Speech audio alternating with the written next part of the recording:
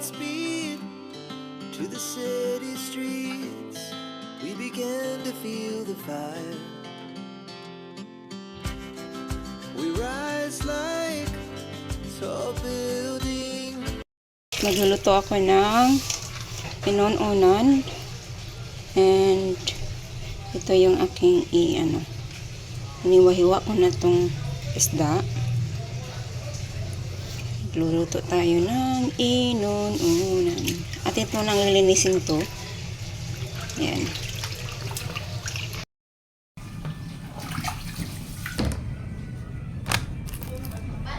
Prepare lang tayo ng garlic. I didn't have onion rings. No, onion. So, ito lang muna.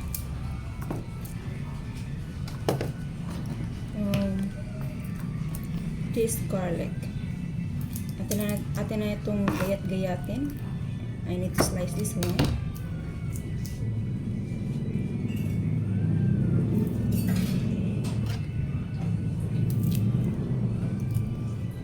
Usually, I put garlic and onion, pepper, salt, oil, and that's our ingredients, and also Ajinomoto. If I don't have magic syrup, so I will be using Ajinomoto, guys.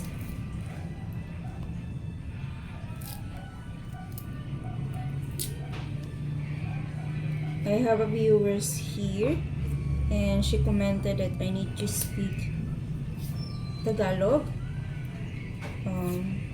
Opo, I will be speak Tagalog po. But I have some viewers that they don't understand Tagalog, so I will be speaking Taglish, guys. Tagalog and then English.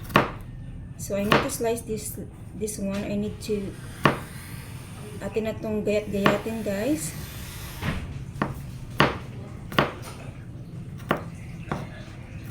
But I hope you guys understand. Sana maintindihan po ninyo na hindi po lahat ay nakakaintindi ng Tagalog. Supposed to be po, maano po ako, magbibisaya. Magbibisaya po tayo, pero may ibang kababayan po natin na hindi makaintindi ng Bisaya. So, mag-ano na lang po ako, magtatagalog, tapos ayan. Tapos, mag-i-English. Kasi mayroon po tayong viewers na hindi makaintindi ng Tagalog. So, I need to speak English. Kailangan ko ring magsalita ng English po. Ito lang yung hananda ko na garlic, tuyo, vinegar, pepper, paminta, paminta pala, not pepper, paminta, and then oil, and then yung isda. So ayan, ilagay na natin yung pan, at ito yung isda, I put here, ilalagay na natin yung isda. Tatlo lang naman kaming kakain, so enough na po ito. Ayan. At itong garlic. Supposed to be may onion po ito, pero wala po ako. Kaya ito na lang po. Kung may sili, mabuti po ilagyan natin ng sili, pero wala po ako. Kaya yan lang po.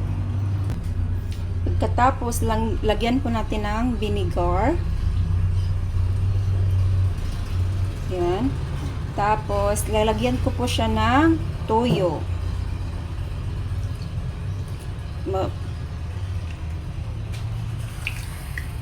Tapos, itong paminta. Ayan po. Paminta na lang po yung ilalagay ko. Wala tayong sili. Tapos, oil. Kahit kaunti lang po yung oil. Okay na yan. Ayan. maglagay rin tayo ng tubig. Maglalagay ako ng asin mamaya para titikman natin kung maano ba. So, ayan.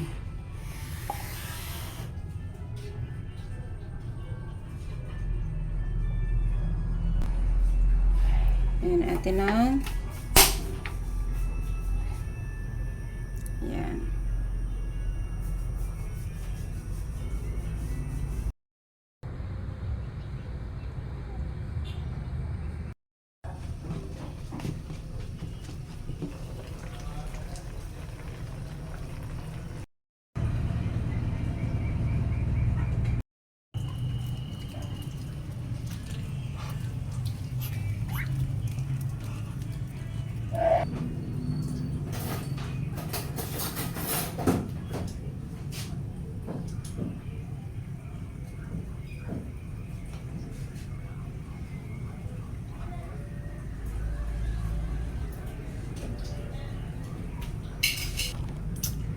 Salt.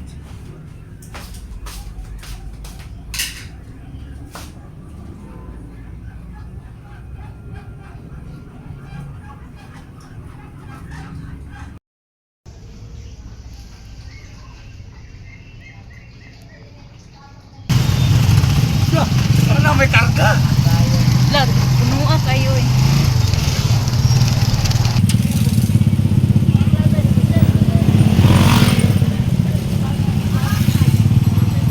Adili kalapos duro ato.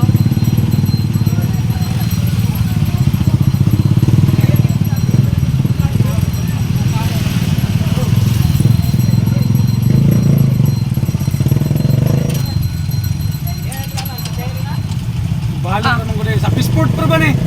Kaya na ikwaon. Adili, dira ra. Okay ra, okay ra. Asa ko, mag-hike na lang ko. Yan na lang ko naman, balik din ko.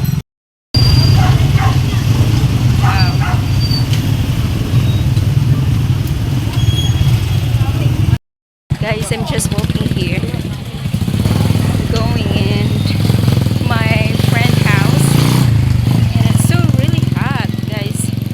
It's really, really hot, and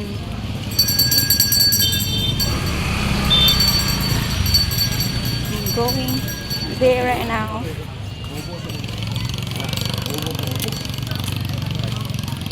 Napakainit. Talagang napakainit, oh.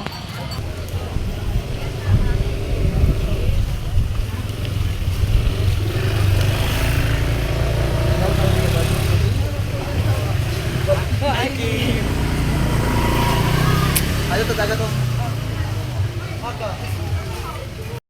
Nani naman, uwi ko sa amin, uwi ko sa amin, yung bato.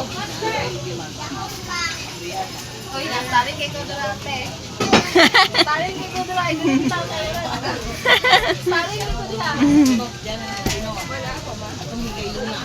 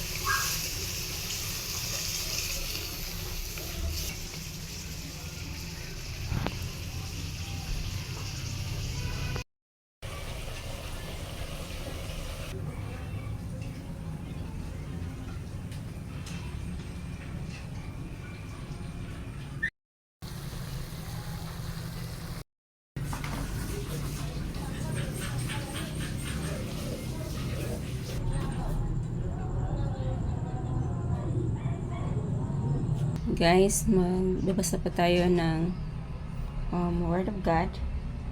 I-share ko lang po to sa inyo. Bisaya po to, but ilagay ko na lang po yung yung English sa screen. Basahin po natin in Proverbs chapter 3 verse 5 to 6. And it says here, sumalig ka kang Jehovah sa bugos mong kasing-kasing, ug ayaw pagsalig sa imong kaugalingong salabutan. Sa tanan nimong mga dalan, ilha siya, ug siya magamando sa imong alagianan. Itong verse na to is napaka-importante po para sa akin at para din po sa ating lahat. We should trust the Lord with all our heart, mind, soul, and strength. In everything what we plant or what we desire, we surrender it to God, because God give us, God give us whole future, and God guide us in everything what we do. God guide us in the right path. So everything what we want in life or what our plans, we surrender it to God, and it's really good that we include God in our plans so that God guide us in everything what we do. And that's so important in our life, because we can do nothing without God in our life, guys. Every day we need God in our life. Everything what we have is not ours. This is from God. Our life is from God. We're still alive. This is a blessing from God. God is protecting us. God is providing us in every day. So this word that I read now, it's good message to everyone. We should trust the Lord with all heart, mind, and soul in everything. So yeah, this is it.